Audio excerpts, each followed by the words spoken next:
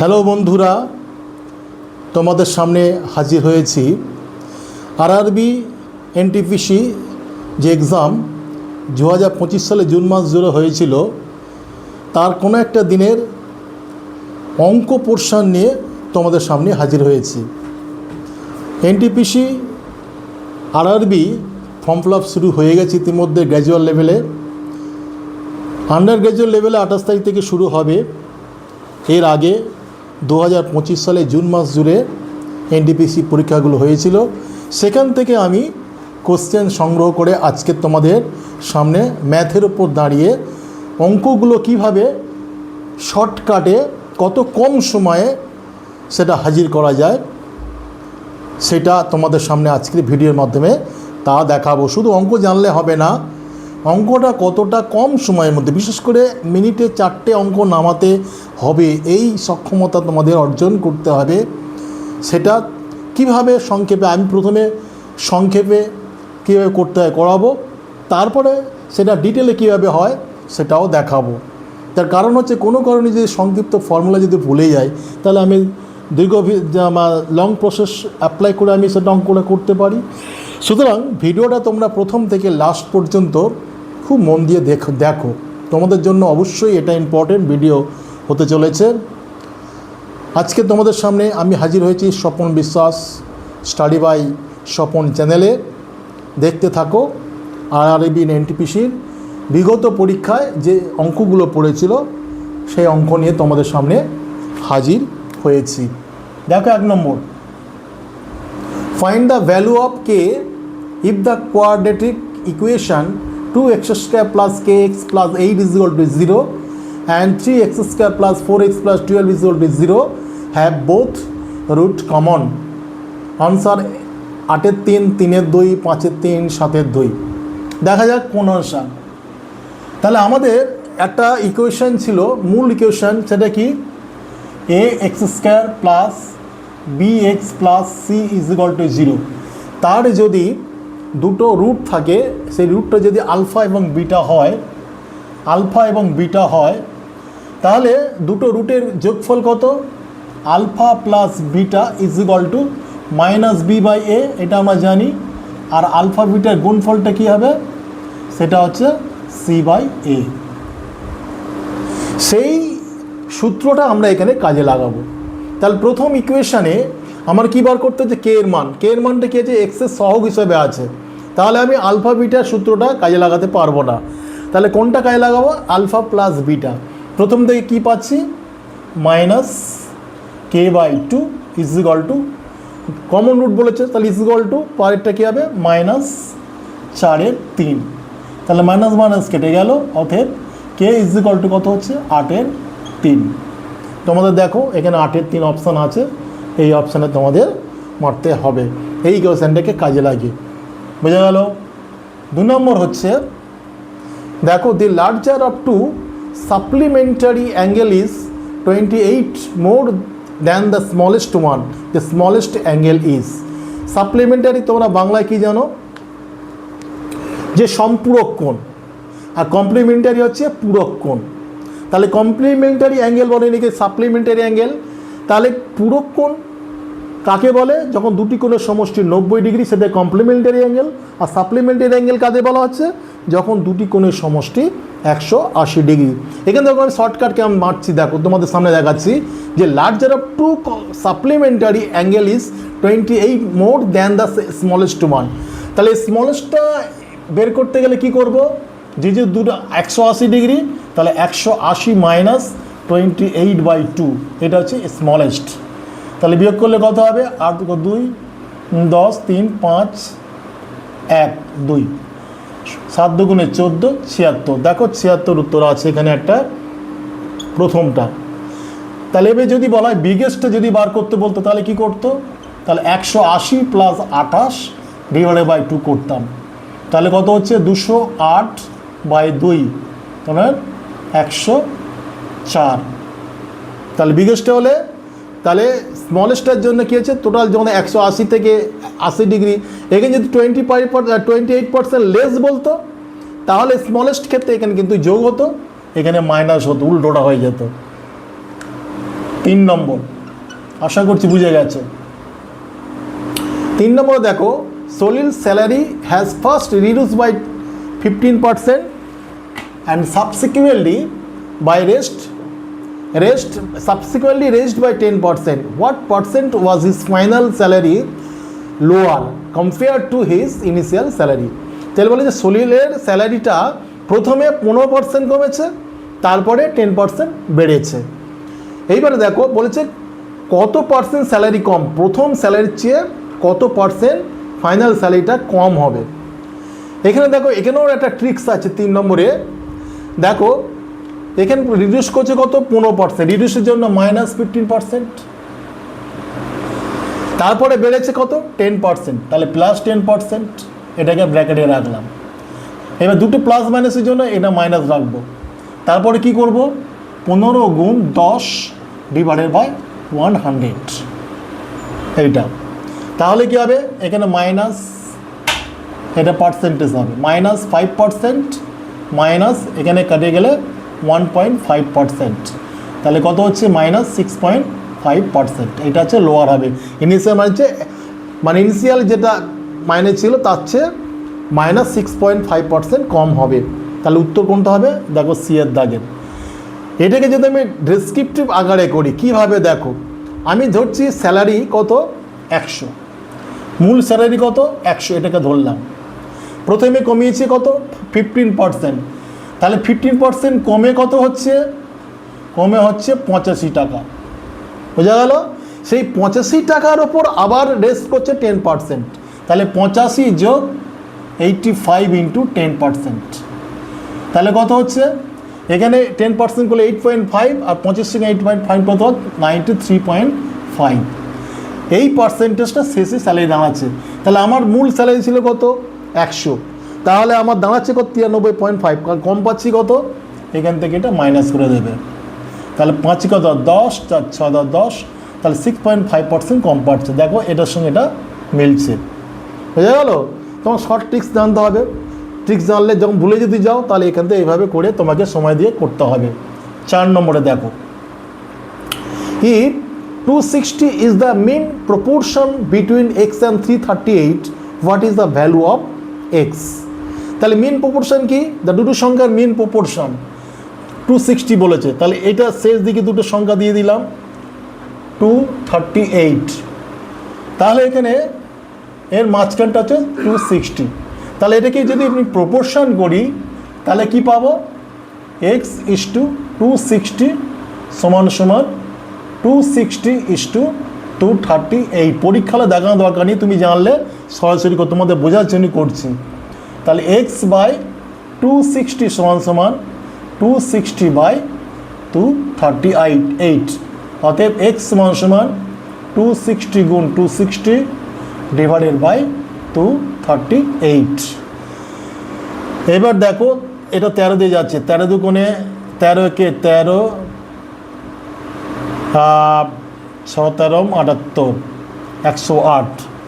তাহলে 2 দিয়ে যদি কাটি 238, এখানে আছে 338। তাহলে দেখো 13 দিয়ে যদি কাটি 4 13 দুগুণে 26, হ্যাঁ 13 দুগুণে 26, 6 13 78, তাহলে এখানে 20, আর এখানে হচ্ছে 26 10 60, তাহলে কত হচ্ছে 200। তাহলে এক্স এর মান কত হচ্ছে 200, এক্স এর মান হচ্ছে 200। আমি সংক্ষেপে কি করতে পারি, যে মিন প্রপোর্শন দিয়ে দেয়, তাহলে √x গুণ 238 = 260, এইটাই ফেলবো। এটা করলে √, করলে এটা স্কোয়ার হয়ে যাবে, এটাই মানটা পেয়ে যাবে। 5 নম্বর দাগে দেখো, a class of 30 students appeared in a test. তার মানে একটা টেস্টে 30 জন ছাত্র অ্যাপিয়ার্ড হয়েছে।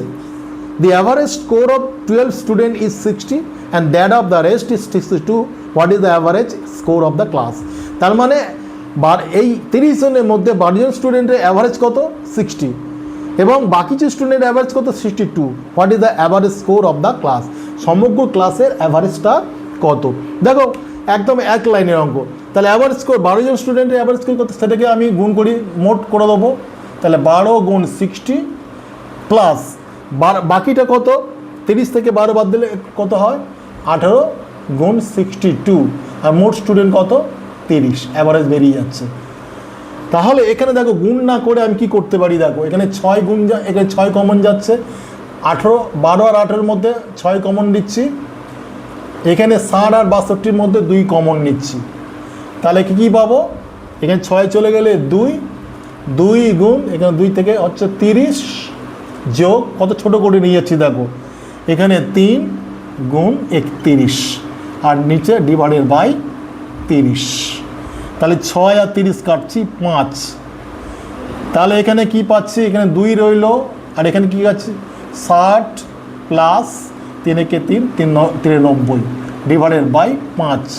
তাহলে 2 গুণ এখানে যোগ করলে কত হচ্ছে? 153 ডিভাইডেড বাই 5। তাহলে 153-কে 2 দিয়ে গুণ করলে কত হচ্ছে? 306 ডিভাইডেড বাই 5। তাহলে 5 6 30, 5 একে 5, 2। তাহলে দেখো অ্যাভারেজ কত? 61.2 প্রথম অপশানে আছে, দেখো 61.2। এইভাবে কিন্তু অঙ্কগুলো করবে। 6 নম্বর, ক্যালকুলেশন হাইওয়ে মুখোমুখি যতটা করা যায় তোমাকে করতে হবে। 7 নম্বর, দেখো Rahul's age is 3 times the age of his daughter. এই অঙ্কটা প্রায় পরীক্ষায় পড়তে দেখা যায় না, 6টা নয়, ভুল হলো। Average of first 14 whole number is এত। আচ্ছা, প্রথম 1 থেকে n পর্যন্ত সংখ্যার গড় কত? সমষ্টি কত আমরা জানি কি? n ইন্টু n প্লাস 1/2, এটা সমষ্টি। আর গড় যদি বার করি, গড় হচ্ছে n প্লাস 1/2, এটা হবে। তাহলে আমার গড় বলেছে 1 থেকে 14-র গড় বলেছে, তাহলে 14 শেষ সংখ্যা কত? 14, তাহলে 14 যোগ 1 ডিভাইডেড বাই 2, তাহলে কত হচ্ছে? 15/2 সমান 7.5।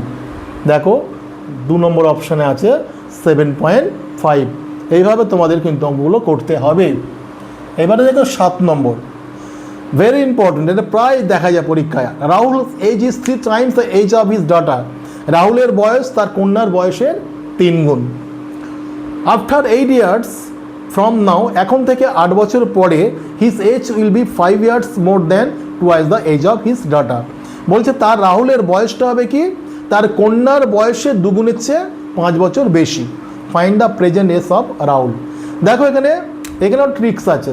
ট্রিক্সটা দেখো, রাহুলের এজ যার বয়সটা বেশি, তাহলে রাহুলের বয়সটা বেশি, এখানে রাহুলটা কি ধরবো? তাহলে বর্তমান এজ কত? 3 টাইমস বলেছে, 3 টাইমস, তাহলে এখানে 3টা লিখব। প্রথমটা 3 টাইমস, এটা লিখলাম সেকেন্ড ব্র্যাকেট। তারপর কি কত বছর পরে? 8 বছর পরে, 8টাকে এখানে লিখলাম।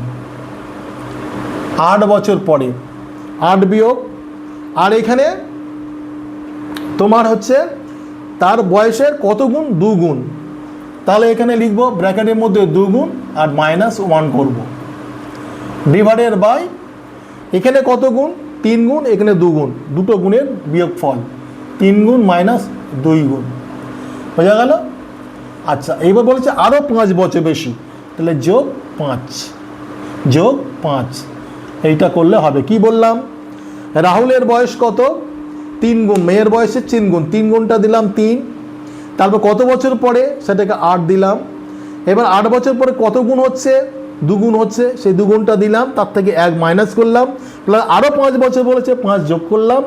এইবারে এই 3 গুণ আর এই 2 গুণ দুটো মাইনাস করলাম, যা থাকবে দুটো মাইনাস করে দিতে হবে। তাহলে রাহুলের বয়স কত? দেখো 3, এখানে কত হচ্ছে? r into 1 plus 5 divided by এখান থেকে 1 বেরোচ্ছে, তাহলে কত হচ্ছে? 3 গুণ 8 5-এ কত হয়? 13, তাহলে হচ্ছে 39।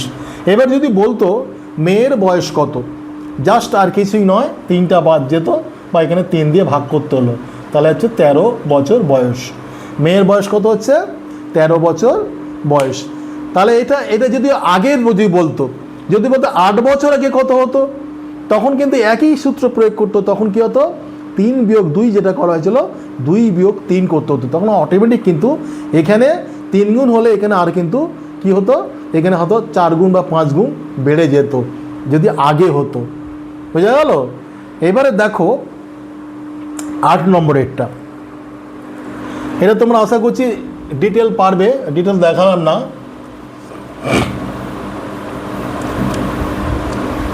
এইবারে দেখো 8 নম্বর কত সংক্ষিপ্তভাবে করছি। 8, Barun and Ashis together can paint a hall in 3 days। এখানে উত্তরটা 39, এটা করে নাও। Barun alone can print it in 7 days। বলছে বরুণ এবং আশিস একসঙ্গে একটা হল রং করতে পারে 3 দিনে। এবার হচ্ছে Varun also can paint it in 7 days, কিন্তু বরুণ যদি একাকি করে এটা কি 7 দিন লাগে, সে 7 দিনে দেয়ালটাকে রং করতে পারে। এবার বলছে in how many days can Ashish along paint 4 such wall। বলছে কত দিনে আশিস কিন্তু এরকম 4টি দেয়াল রং করতে পারবে। তোমরা আশা করছি এর অঙ্ক তোমরা পারবে, কিন্তু কত কুইক পারবে এটা ক্যালকুলেশন বেস করতে হবে। তাহলে বরুণ এবং আশিস মিলে কত করছে, তাহলে ওটা বলেছে 7 days, অংশে 3 days বলেছে, অংশে নিয়ে গেলে কত হবে 1/3 অংশ। আর সেখানে বরুণ কত করছে, বরুণ একা করছে 1/7। তাহলে আশিস করছে কত, বিয়োগ দিতে হবে 1/7 বিয়োগ 1/3। তাহলে এখানে বিয়োগ করলে কত হচ্ছে, বরুণ একা করছে, হ্যাঁ এ একা করছে 1/3 আর এ করছে বরুণ করছে 1/7। তাহলে 1/7, 1/3 বিয়োগ 1/7, 1/3 বিয়োগ 1/7, টোটাল 1/3, তার থেকে 1/7 বাদ দিলে বাকিটা আশিস করছে। তাহলে 21 লসাগু হলে 4/21। এগুলো খুব কুইক করতে 4/21 অংশ। তাহলে আশিস 4/21 অংশ করে একদিনে, তাহলে একটা দেয়াল করে একদিনে। তাহলে এ কত দিন লাগছে, 21, উল্টা দিলে কত, 21/4, একটা দেয়াল করতে। তার 4টি দেয়াল করতে লাগে কত দিন, 4 দিয়ে গুণ করো, তার মানে হচ্ছে 21 দিন। কত দিন হচ্ছে 21 দিন। দেখো উত্তর আছে এখানে, কত কুইক অঙ্ক করা যায় তোমরা দেখো। দেখতে মনে হয় বড়, কিন্তু খুব কঠিন না। পুনপুনকে অঙ্ক কিছু কিছু করে নিতে হবে। বিকাশ এবং আশিস দুটো মিলিয়ে 1/3 করছে, তার মধ্যে বিকাশ করছে 1/7 অংশ। তাহলে আশিস একা করছে কত অংশ, 1/3 থেকে 1/7 বাদ দিলে 4/21 অংশ। তাহলে আশিস 4/21 অংশ করে একদিনে, তাহলে পুরো দেয়ালটা করে একটা দেয়াল তৈরি করতে তার লাগছে কত, 21/4 দিন। সে 4টি দেয়াল করতে বলেছে, 4 দিয়ে কাটায় 21 দিন তৈরি হচ্ছে। বোঝা গেল। এবার হচ্ছে 9 নম্বরের দাগে দেখো, কিরণ স্পেন্ডস 45% অফ হিজ ইনকাম। কিরণ তার আয়ের 45% খরচ করে। ইফ হি সেভস ₹66,000, যদি সে 66,000 টাকা সঞ্চয় করে, দেন হিজ ইনকাম ইজ, তাহলে তার আয় কত, তাহলে তার আয় কত। দেখো আগে ট্রিক্সটা বলি, তারপরে একটু ডিটেলে কীভাবে হয় সেটা বলছি। ডিটেলে কীভাবে হয় বলছি। ট্রিক্সটা দেখো, সেপসটা আগে ফেলো। ইনকামটা কি, ইনকামটা হচ্ছে আগে সেপসটা বলে 66,000 ইন্টু, তারপরে ফেলবে 100 ডিভাইডেড বাই 45% স্পেন্ড করেছে, এখানে 100 মাইনাস 45 করবে। পরীক্ষা হলে কিন্তু এইভাবে সংক্ষেপে আনতে হবে, কেন সময় তোমার লাগবে। 66,000 ইন্টু 100 ডিভাইডেড বাই 55। দেখো কাটাকুটি করছি, 5 × 55, এখানে হচ্ছে 6,000 আর এখানে হচ্ছে 20, তাহলে কত, 1,20,000, 1,20,000। দেখো 1,20,000 শেষ অপশানটা। দেখো ডিটেলটা, এই অঙ্কটা ডিটেল কীভাবে করছে। আগে অঙ্ক একটা করতে পারতাম, এই অঙ্কটা করাইনি, তোমরা পারবে, কিন্তু এই অঙ্কটা কীভাবে ডিটেল হচ্ছে দেখো। ধরলাম কি ইনকামটা কত, ধরলাম ইনকাম হচ্ছে 100 টাকা, তাহলে স্পেন্ড করছে কত, স্পেন্ড 45 টাকা, স্পেন্ড করছে কত 45, তাহলে সঞ্চয় করতে হচ্ছে কত, সেভস কত হচ্ছে, সেভস হচ্ছে 100 মাইনাস 45 সমান 55। তাহলে ইফ সেভস, তাহলে লিখতে হবে when saves রুপিস 55 ইনকাম, তখন কত হচ্ছে 100। হোয়েন যদি ডিটেল করি সেভস 1 টাকা, তখন ইনকাম কত হচ্ছে 100/55। যখন সেভস হচ্ছে 66,000 টাকা, তখন দেখো তখন হচ্ছে 100 গুণ 66,000 ডিভাইডেড বাই 55, যেটা এই জায়গাটা এসছে। দেখো এই জায়গাটা এটা এসছে, বোঝা গেল? তোমাদের পরীক্ষালে এই অঙ্ক তোমাদের এইভাবে সংক্ষিপ্ত আকারে আনার চেষ্টা করতে হবে। আমি আশা করছি তোমাদের সামনে এই অঙ্কগুলো কিভাবে কম সময়ের মধ্যে করা যায় এটা আনার চেষ্টা করেছি। তোমরা এইভাবে ভিডিওটা বারবার দেখো, ফলো করো, পজ করে করে দেখো কীভাবে সংক্ষিপ্তভাবে করা হয়েছে, এবং তার সঙ্গে ডিটেলটা জেনে রাখো। কোনো কারণে সংক্ষিপ্ত নিয়মে যদি তুমি ভুলে যাও, তাহলে ডিটেল নিয়মে তোমরা করে নামিয়ে আসতে পারবে অন্তত। হ্যাঁ, আমি আজকের এই ভিডিওটা এখানে শেষ করছি। পরবর্তী ভিডিওতে আরআরবি এনটিপিসির বাকি যে পরীক্ষার যে কোশ্চেন সেখান থেকে এনে আমি তোমাদের সামনে হাজির করব। তোমরা অবশ্যই যারা এই ভিডিওতে নতুন আছো সাবস্ক্রাইব করো, বেশি বেশি শেয়ার করো এবং অপরজনকে সাবস্ক্রাইব করতে উদ্বুদ্ধ করো। আজ এই পর্যন্ত।